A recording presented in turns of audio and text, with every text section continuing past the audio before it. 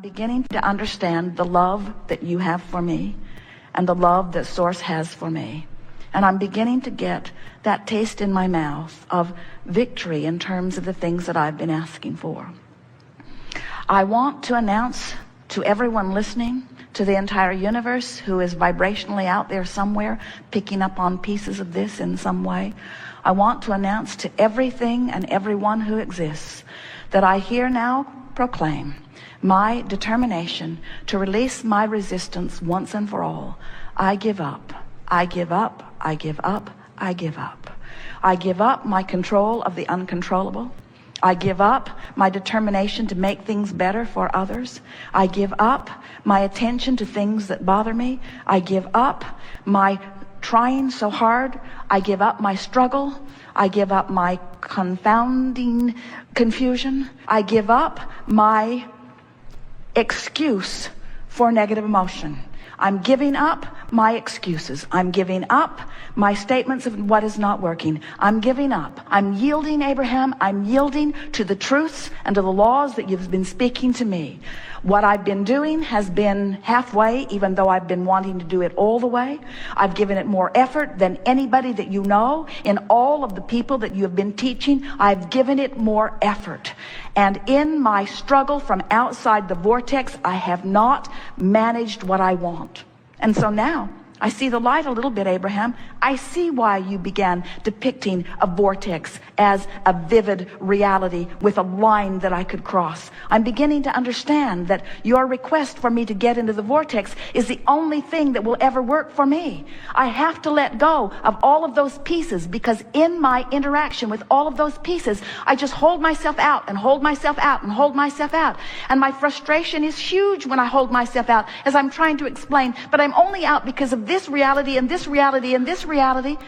Abraham, I now understand that you were never trying to say to me that those realities didn't exist. You were only trying to say to me that those realities do not serve me when I focus upon them. You've convinced me, Abraham, that it's time for me to tell the story of my empowerment. It's time for me to tell the story of my worthiness. It's time for me to tout the benefit of my knowledge of law of attraction. It's time for me to understand the vortex, whatever in the hell it is, and get into it. It's time for me to begin finding my way, to begin feeling my way. I'm going to feel my way into the vortex, and I'm going to stop thinking my way into the vortex. I'm going to feel my way in. It feels good here. It feels like clarity. It feels like power. It feels like love. It feels like solution. It feels like answers to questions. It feels like something that I've been looking for a very long time. Abraham, clearly you're in the vortex. You have demonstrated that you're in the vortex. Your words reflect that you're in the vortex. I will not admit that I am in the vortex, but I like the sound of the way you sounded from inside the vortex. And it will be my eternal quest to give up whatever I have to give up in order to spend more of my time in the vortex. It's my time. It's my time to reap the benefit of the work I've done. And now I'm going to turn my undivided attention toward getting into the vortex as best. Your vibrational basis completely controls what you see. That's why you can look at the same things and come to such different conclusions. When you know that you're the creator of your own experience, and you understand that you are not creating through your actions, that the step one is where all the creating's happening, the sifting and sorting, knowing what you don't want, knowing what you do want. That's when you're putting everything into this vortex. And then the rest of your creating is about being in that chilled place where you're tuned in, tapped in, turned on, getting into the receiving mode, because when you ask, it is framed up for you in a vibrational sense. And then your work is to relax and allow yourself to receive the thoughts and so forth. And so that readiness to jump to the incorrect conclusion that you are not good, or that you've done wrong, or that you are being misunderstood, that comes from not fully accepting that you can be or do or have anything. It comes from a misunderstanding of how creation happens. Most people really believe that it is through action that things happen to them, and that the only way that they can be safe or happy is by controlling the actions of other people who mean them harm. That's the way you teach each other. You teach guardedness. You teach protectiveness. When the opposite is who you really are. The well-being is so dominant.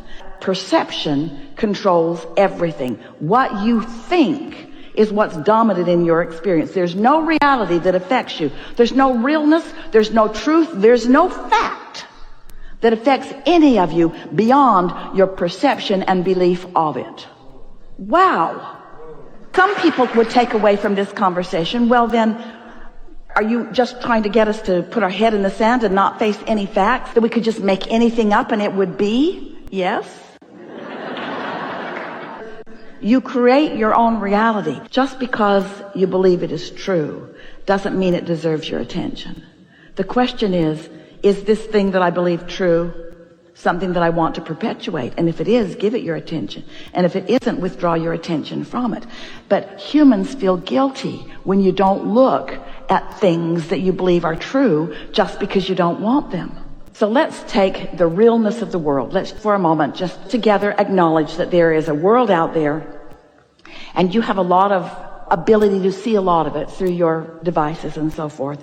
So you have an awareness of this diverse world of things wanted and unwanted in it. And you want to call that current reality on planet Earth. And we want to call it current perceived reality on planet Earth. It's a difference.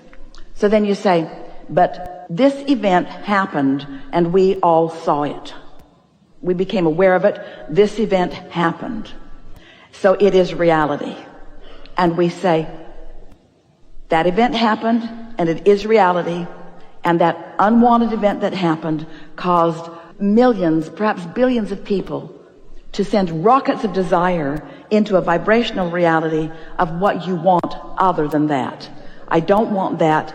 I do want that. So now a reality, a bigger reality has come about because of the realness of something that you lived.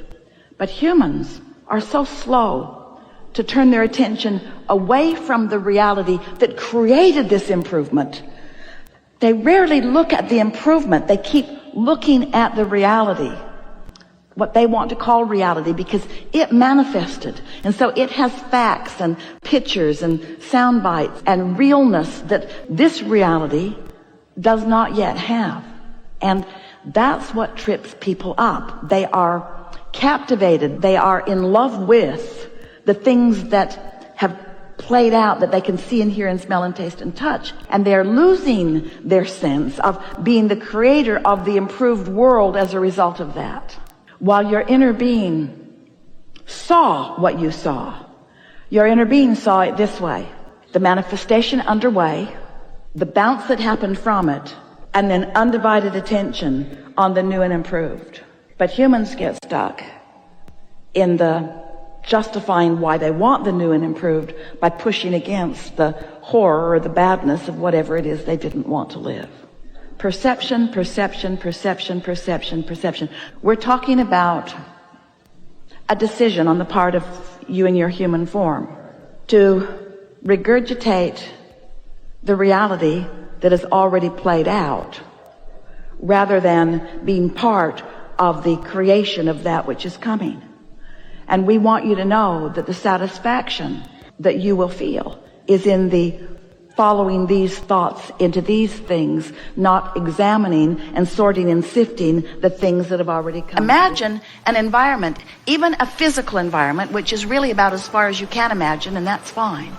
Imagine a physical environment where everyone is making their personal and important, valid request from where they stand, from whatever just happened. And when they ask whatever it is, they get it.